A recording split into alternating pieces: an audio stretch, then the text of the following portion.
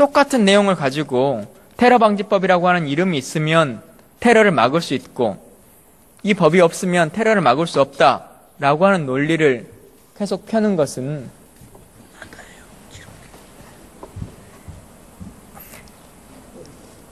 우리 스스로가 이해할 수 없는 문제이기 때문에 지속적으로 이 말씀을 드리는 것입니다. 테러 방지법의 어떠한 조항이 테러를 막을 수 있는 기준이 되는 것입니까? 그 기준을 국민들께 말씀해 주십시오. 테러 단체의 지정과 관련해서 아까도 말씀드렸습니다만 유엔이 정한 기관으로만 할 것이냐 아니면 국정원장이 지정할 수 있는 규정까지 줄 것이냐라고 하는 논쟁들이 있었습니다. 그것과 관련해서 이 제도의 도입 시에 내외 국민의 권리 의무에 상당한 영향을 미치게 될 것이라고 하는 것이 국회의 생각입니다. 국회 입법조사처의 생각입니다. 테러 단체를 어떻게 지정할 것이냐, 그리고 테러 용의자라고 하는 것을 어떻게 규정할 것이냐라고 하는 것이 큰 고민인데요. 운영 방식 등에 대해서 신중한 접근이 필요하다라고 하는 검토 의견입니다. 테러 단체가 지정될 시에 해당 단체 구성원은 테러 위험 인물에 해당되어서 출입국이나 금융거래, 통신 이용 정보의 수집과 대테러 조사의 대상이 되고 출입국 등 규제 조치의 대상이 되며 이에 가입하거나 가입을 권유 또는 선동하는 사람은 처벌 대상이 되도록 되어 있습니다. 처음 송영근 의원이나 이병석 의원께서 내셨던 안에도 같은 그 방식 외에도 상임위원회의 심의 의결을 통해서 결정하는 방안 등 종합적으로 좀 고려해 볼 필요성이 있겠다라고 하는 논의들도 계속 있어 왔습니다. 주요국의 사례를 조금 더 보자면 이렇습니다.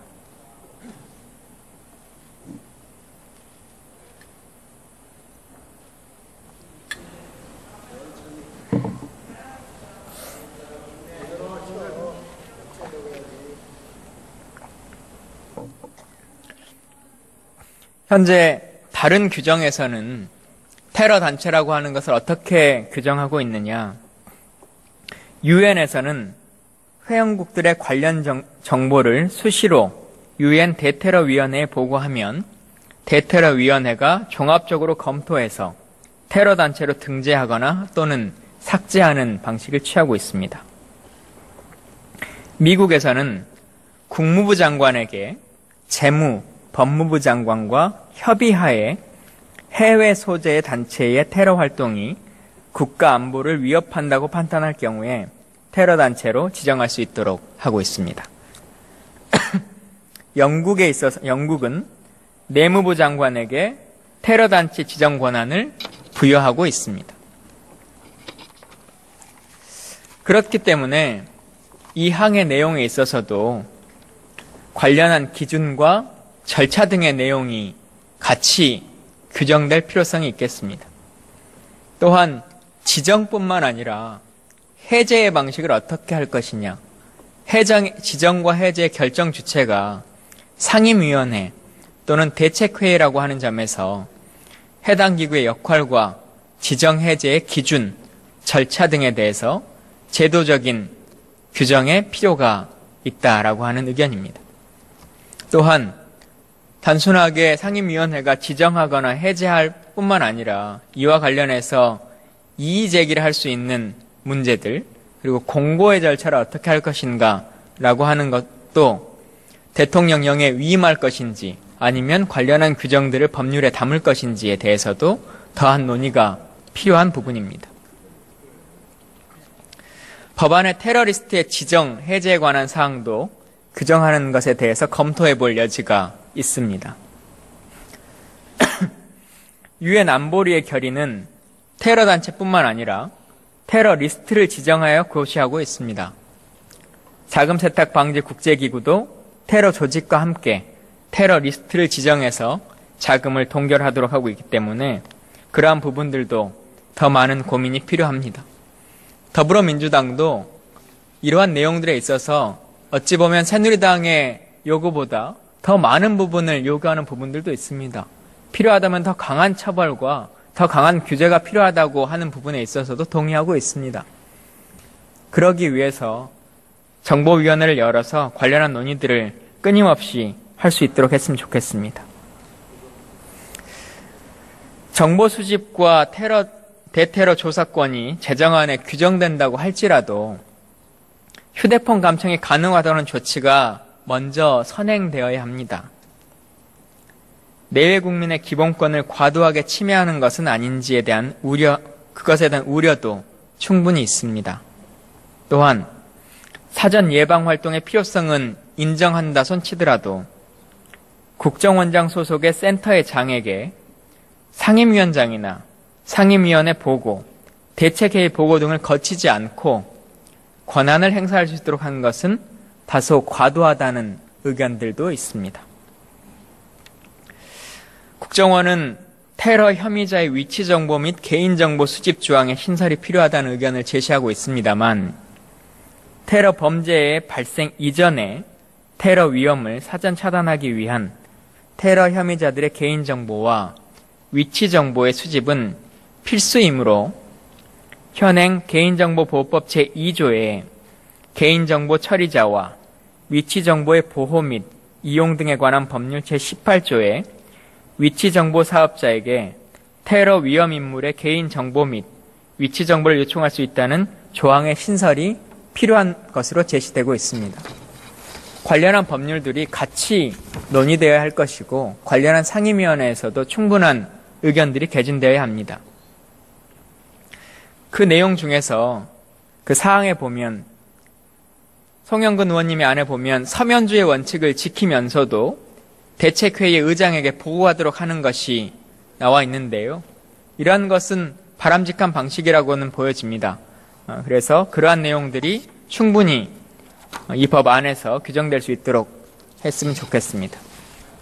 아까 논의의 내용에 있어서 쉽게 넘어가 버렸던 사항이 하나 있었는데요. 통합방위법과 관련해서 이 법률이 어떻게 운영될 것이냐라고 하는 문제점들이 있습니다. 당초 안에 보면 테러 대상 시설의 한 종류로서 대통령령으로 정하는 국가 중요 시설의 경우에는 타법에 이미 제정안의 안전관리 대책에 준하는 대책이 존재하는 경우에 그것으로 대체할 수 있도록 하는 예외를 두는 방안을 검토해 보는 것도 필요하다고 할 것 같습니다. 통합방위법 제2조 제13호에 규정된 공공기관 등은 시설로서 동법 제21조 제4항에 따라서 국방부 장관이 관계 행정기관의 장 및 국가정보원장과 협의하여 지정하도록 하고 있는 국가 중요시설과 중복될 가능성이 큽니다. 동법에 따른 자체 방호 계획과 제정안에 따른 안전관리 대책 간 차이가 그다지 없을 것으로 보여집니다.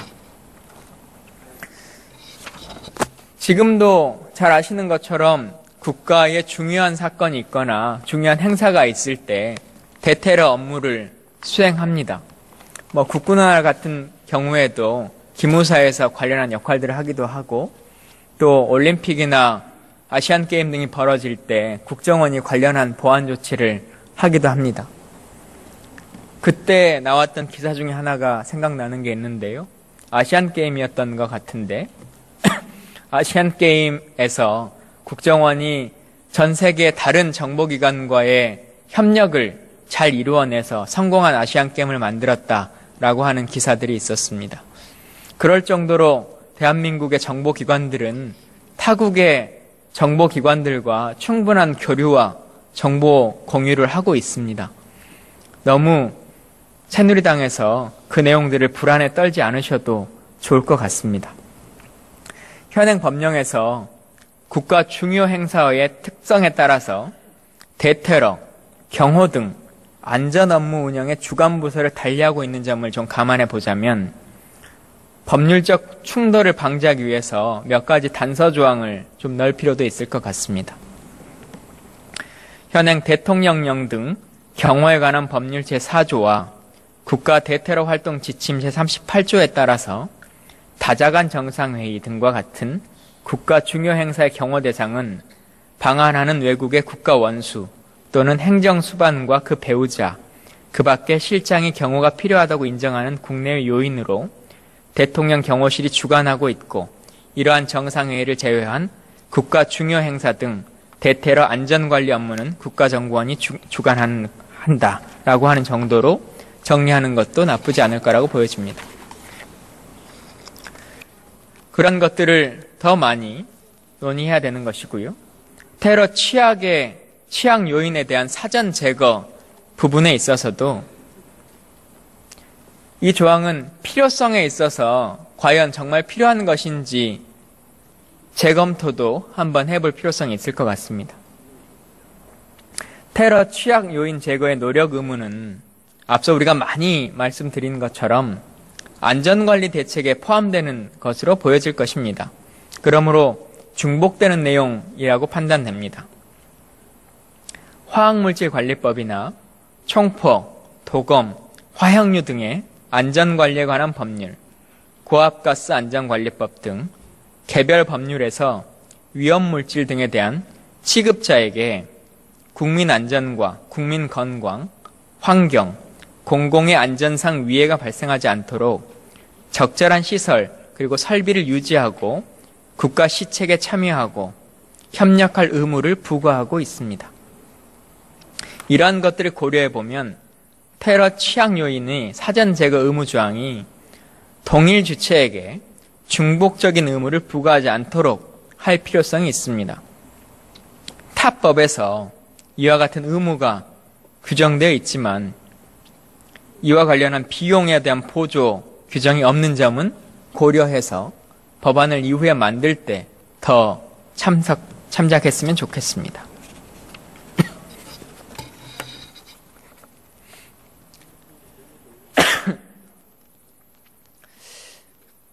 테러 발생의 신고 및 보고 체계와 관련해서도 현재 경찰관서에 신고하도록 되어 있습니다만 이것들이 해양에서 발생하는 문제점들이 있기 때문에 해양경비안전서 등도 추가하는 것도 나쁘지 않겠다는 의견도 국회의 검토 보고서에 포함되어 있습니다.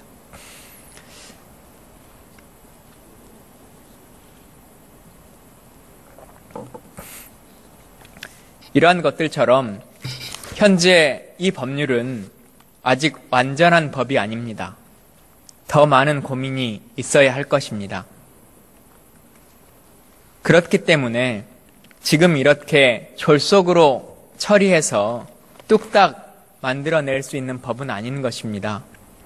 다시 한번 말씀드리지만 국가 비상사태라고 얘기할 정도의 상황이 왜 초래되는 것인지, 과연 어떤 문제로 대한민국의 국회가 지금 비상 상황인 것인지 국민들에게 납득할 수 있는 설명이 필요합니다. 그렇지 않고 이렇게 안보라고 하는 이유를 가지고 비상사태를 선언한다면 앞으로의 국회는 모두 국회 선진화법이나 어떠한 법률과도 상관없이 모두 직권 상정할 수 있다라고 하는 선례를 남기게 될 것입니다. 그것은 여당이 됐을 때와 또 여야가 바뀌었을 때도 동일한 상황이 초래될 것입니다.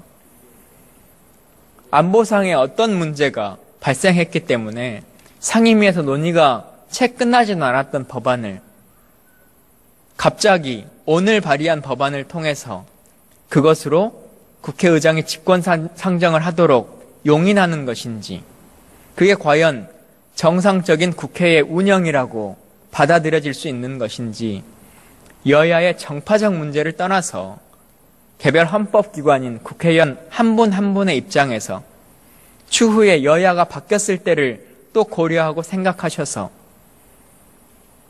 합리적이고 상식에 근거한 판단을 해 주시기를 간곡히 호소드립니다. 경청해 주셔서 감사합니다.